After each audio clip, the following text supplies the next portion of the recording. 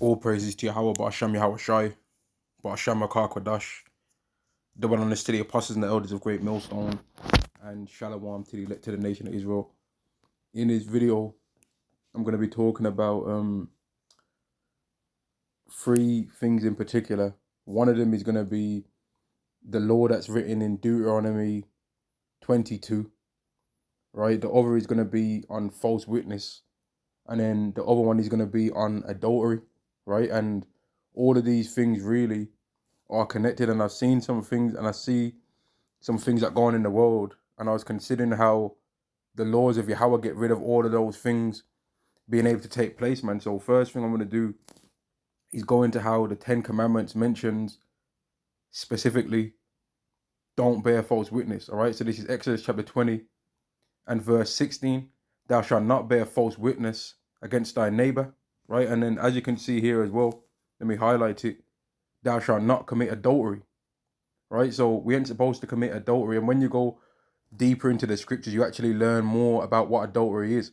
And adultery is not what this world has told women that adultery is, where a man sleeps with another woman, right? When you actually look deeper into it, it's actually mainly women that are the ones that are committing adultery when they leave the man that they're with and get with another man, right? Or it's men that are committing adultery if they sleep with another man's wife, right? But if they get another woman that woman was single and was not betrothed to another man, right? And her previous husband is no longer alive, then that is not adultery. That is just another man exercising the right that Yahweh gave him by where he's allowed to have more than one wife, right? But this world has told people that that's not the case. And just those two things right there being exercised in this world according to the scriptures would clean up a lot of wickedness that takes place in this world, man, because men find a enjoyment and feel like they get power out of sleeping with another man's wife. A lot of wickedness takes place in this world, man. And then women, when they get caught doing those things, they then lie about what really happened and bear false witness, right? Which leads me into another law, man, right? Because there's a law in regards to if a woman has been taken by force, as a lot of women in this world like to claim has happened, man, right? This is Deuteronomy chapter 22 and verse 22. If a man be found lying with a woman married to a husband, then both of them shall die, both the man that lay with the woman and the woman. So thou shalt put evil away from Israel, right? So if the woman's found sleeping with another man, right? Well, she's gotta die. And it goes more specific into this, right? And I'm gonna read it, verse 23. If a damsel that is a virgin be betrothed unto an husband, and a man find her in the city and lie with her, then ye shall bring them both out unto the gate of that city, and ye shall stone them with stones that they die. The damsel, because she cried not, being in the city. So if there's a place where it's got a high population of people, right? And there's a woman that was sleeping with a man, right? But then she gets caught and now she's trying to say she's embarrassed, right? What's the first thing that we see happen in this world? We see the woman lie and say that something else happened, right? But if that was the case, why didn't the woman scream out, right? All these cases where women say that these things happen to them and they never scream out. Isn't that interesting? Isn't it interesting that we never hear about that happen, right? Because she cried not, being in the city, and the man, because he have humbled his neighbor's wife. So thou shalt put evil away from among you. And that would go obviously for also a woman that's married in the first place as well, right? If she screams out, well then she'll be considered not guilty. But because she didn't scream out, really, she thought she was slick, and she might have tried to commit adultery on her husband, right?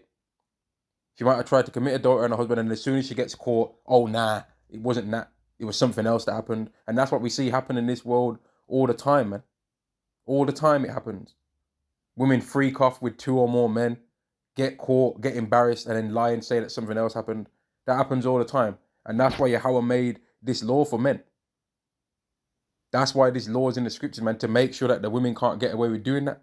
And whatever else people want to say about this law, I'm not interested in that right now. If people have got a problem with how Yahweh said that that's a thing that can take place in the Bible, and have got a problem with the law regarding that taking place, that's on them, man. I'm not here to talk about it. I'm here to talk about the false witness aspect. Verse 25, but if a man find a betrothed damsel in the field, and the man force her and lie with her, then the man only that lie with her shall die. Right? So if a woman's in a place where even if she screamed out, no one would be able to help her anyway because there's no one there, right? Well, then that's a different scenario, right? But what we see happen in this world is that women don't scream out when they say things have happened to them. They commit adultery, then they get exposed for doing that. They get embarrassed, and then now they lie and say that something happened. But according to this, that woman's gonna get stoned as well. So when the woman tries to go out and say, "Oh, this man did that to me," okay, where does he live?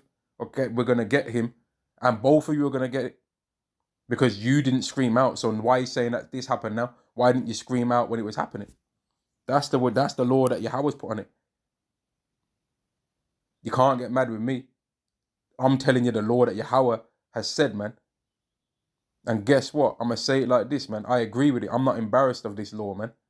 I agree that that's what should happen because, as we can see in this world, a lot of madness gets taking place because that doesn't happen, and a lot of men can end up getting accused of things, and a lot of adultery gets spread in this world, which causes to mistrust of one Israelite man to another Israelite man.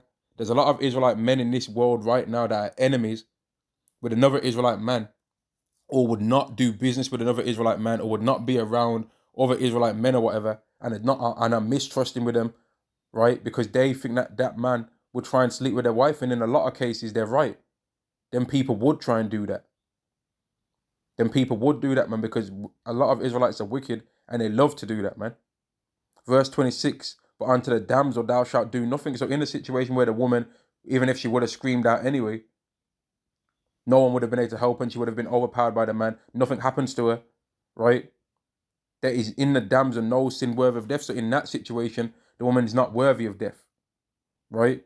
In a situation where even no matter how much she would have screamed and no matter how long she would have tried to stop it taking place, she wasn't in a place where no one could come and help her. In that situation, the woman is not guilty of anything because she didn't just try and fight. She didn't try and get as much help as it wouldn't have mattered. It wouldn't have mattered how much help she tried to cry for in that situation because no one was there to help her. You see? For as when a man riseth against his neighbor and slayeth him, even so is this matter. So basically, like, there was nothing that she could have did to help herself in that scenario anyway. Right? Verse 27. For he found her in the field, and the betrothed damsel cried, and there was none to save her, just like I said. Right? Because I've thought about this law, man. And when you see the laws of Yahweh, if you're a man that's trying to think and you're saying that you want to be in the kingdom of heaven, you have to really assess this law, because among Israelites, all the understanding of the laws are going to be implemented in our mind. But among when we're judging the heathen, these are things that we're going to have to judge among the heathen, man. These are things that's going to take place among the heathen nations that we're going to rule over, right? And what are you going to do when you're ruling in the kingdom? Just get emotional and act like you've still got this mindset in this world, or are you going to judge it according to the God that gave you the power to rule in the first place, said it's supposed to be judged? Or are you going to be some women's rights activist and believe all women? What are you going to do? Are you going to judge it according to how Yahweh said it's supposed to be judged? Oh, she was found in the field. Okay, well, we'll judge it this way. Well, she was found in the city. Okay, well, we'll judge it this way. What are you going to do? Verse 28, if a man find a damsel that is a virgin, which is not, and you know, I ain't even going to read that one. In fact, you know what, I am going to, man. Verse 28, if a man find a damsel that is a virgin, which is not betrothed, and lay hold on her, and lie with her, and they be found, then the man that lay with her shall give unto the damsel's father 50 shekels of silver, and she shall be his wife. Now, some people will find it outrageous, right? But here's the thing, man. This law being in the scriptures shows that it's important for a man, for a father to watch over his daughter. And it's important for women to not just be gallivanting all through the city. Why is it important for a woman to not be gallivanting all through the city? Well, because if she be found in the city and a man takes her and she didn't scream out, she's still gonna perish. Now you might say that's not fair, but look at the world that we're living in right now. And even you women can look at it too, man. Look at the world that we're living in right now and how you women have got all this freedom, and tell me that there's any women that you see that are truly happy, or a lot of your female friends alcoholics, man, and human twerk machines, and they're complaining about men all the time, complaining that men don't want to take care of them. But then when you actually look at how your friend lives, they live wild as hell. All of you women's role models are degenerates. They're not righteous people. They're not righteous people. There's not really 10 women, and that's me extending it. There's not really 10 women that you can point to in this world and say that they meet even close to the standard of what the Bible says about women. And if there is them women in the world, you don't see them because they're hidden. They ain't trying to be all up in the limelight. What the women of this world and of this mindset that this world created are like, man. You wouldn't see those kind of women. You ain't gonna find them. They'll be somewhere else, hiding with their husband, man, minding their business. So you wouldn't be able to find them kind of women anyway. It would be difficult to find them. Verse 29, the man that lie with her shall give unto the damsel's father 50 shekels of silver, and she shall be his wife, because he have humbled her. He may not put her away all his days, right? So she has to be his wife forever. You can't just defile a woman, humble her, and then just run away and just become some serial person that does that to women. The scriptures get rid of that being able to take place now. And then that woman, if she decides that she hates that man in her mind, which is very high likelihood that she will, she'll be able to make his life a misery for the whole rest of his days, and he can't do nothing, and he has to take care of her, man. Whereas in this world, what happens? What happens in this world? You people might say, oh, you think it's better this way, you think it's better that way, okay. Don't most of the women in this world, when things like that, they say things like that happen to them, don't most of them say they want money? So why is it any different when the money goes to one person versus to another? When most of the women always say that they want money as a judgment for whenever that happens to them anyway. That's what most of them seem to say from what I can see.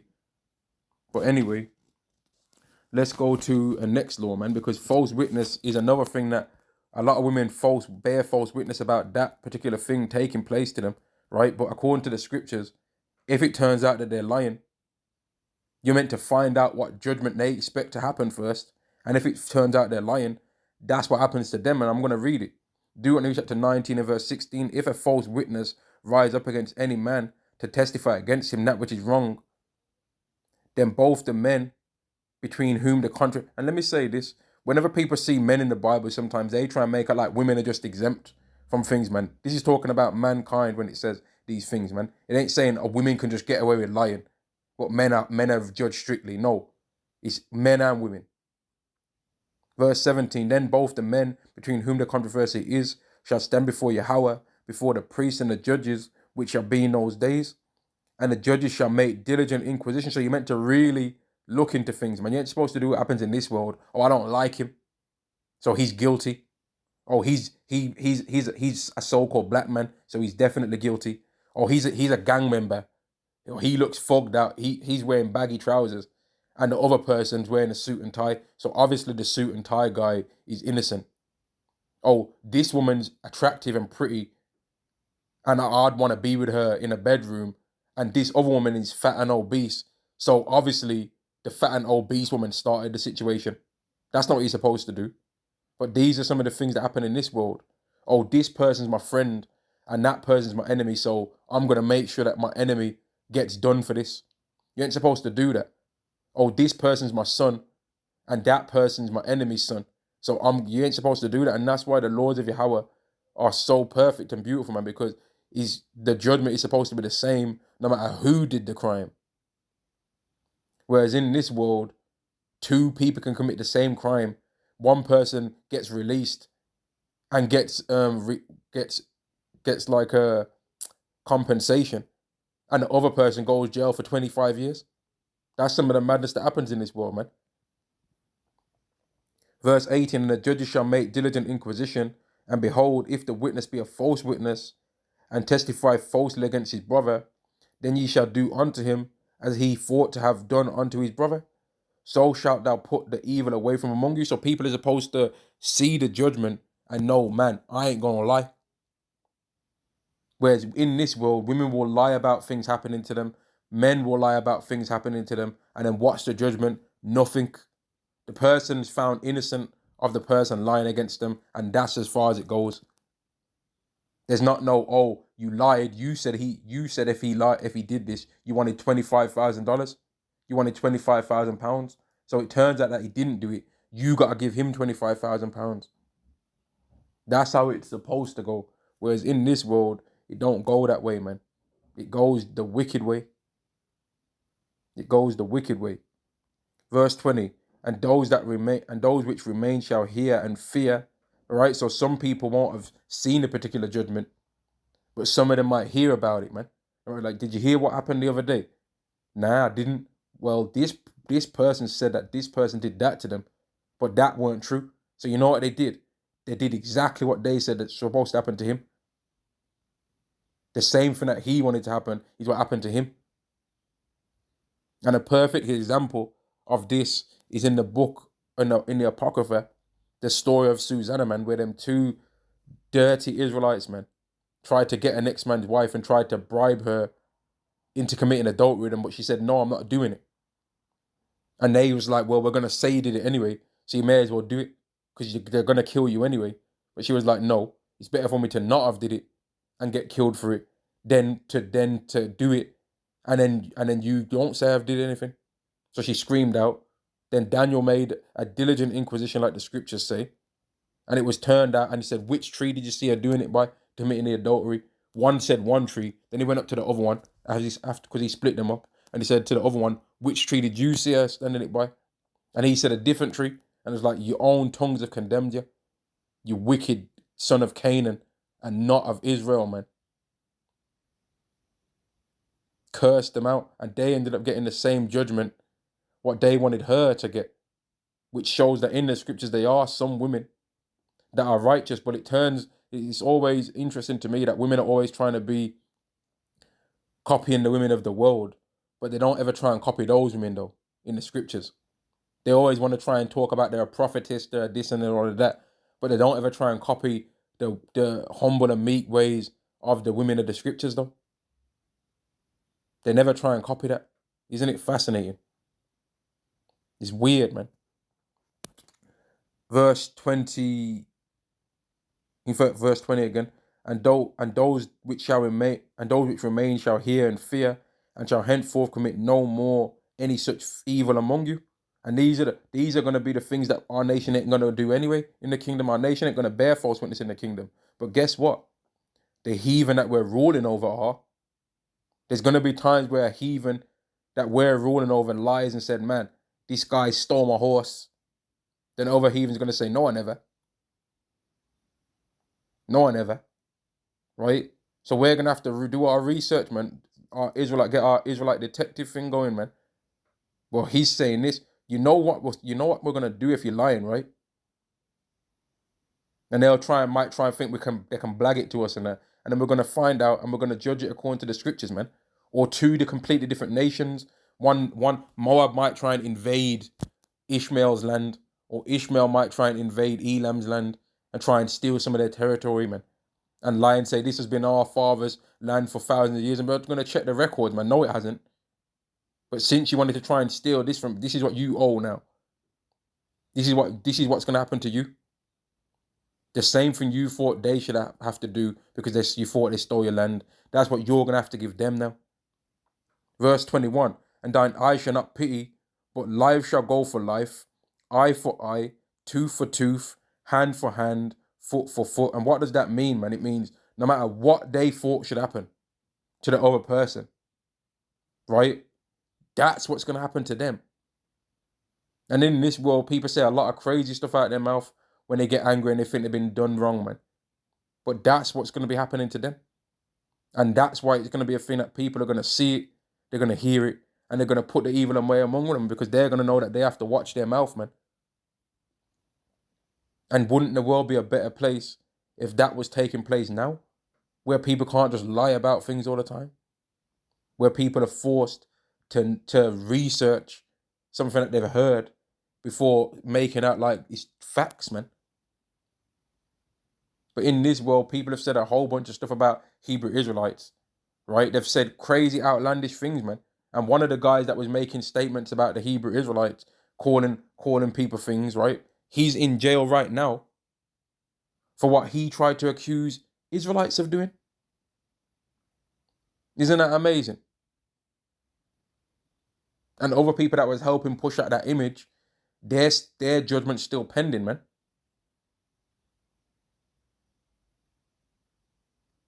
People, you've got Esau right now calling Ishmaelites Amalek, right? And saying that this and that has to happen to them, right? Saying crazy things about us. And it's not true. So he's going to have to pay for all the things that they think should happen to us too, because that's going to happen to him, man.